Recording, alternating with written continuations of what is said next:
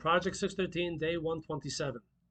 We are still learning the mitzvahs about taxes that one must give from his produce, from his field in the land of Israel in order to be able to benefit from the produce, to eat and to use out as he or she wishes. Now, these are in general called trumas and meiseres, the tithes that one must give to the kohen, to the Levite, to the poor.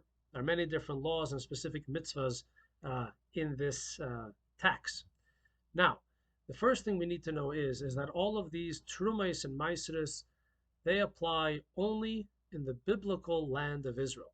That's why in the Torah, in the end of the book of Numbers, the Torah prescribes the specific borders of the land of Israel, in order that a Jew should know if his field is within these borders, he is obligated to give trumais and meiseres.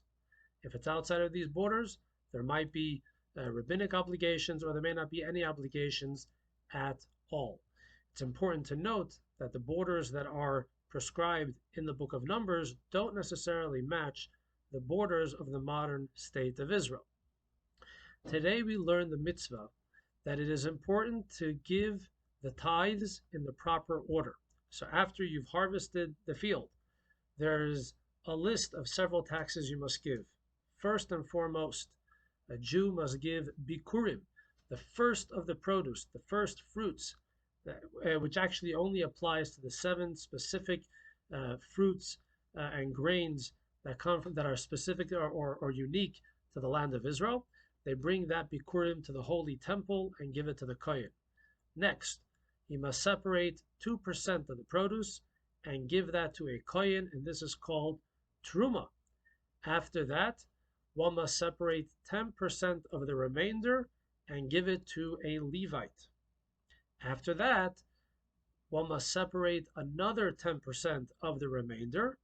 Now, depending on the year within the 7-year cycle of Shemitah, either that 10% will be brought to Jerusalem and eaten by the owner, his family, and friends, or that 10% will be given to the poor.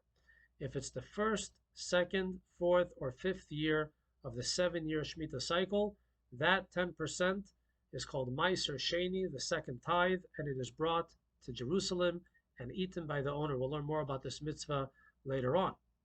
If it is the third or the sixth year, that 10% is given to the poor. The 7th year, there are no tithes because you're not supposed to be working the land at all, and therefore not harvesting a crop.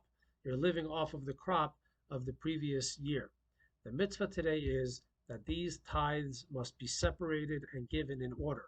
First bikurim, then truma to the kohen, then the tithe to the Levite, which is called Meiser Rishon, the first tithe, then Meiser Sheni, the second tithe, or if it's the 3rd and 6th year, Meiser Ani, the tithe for the poor. Thank you all for watching. More tomorrow.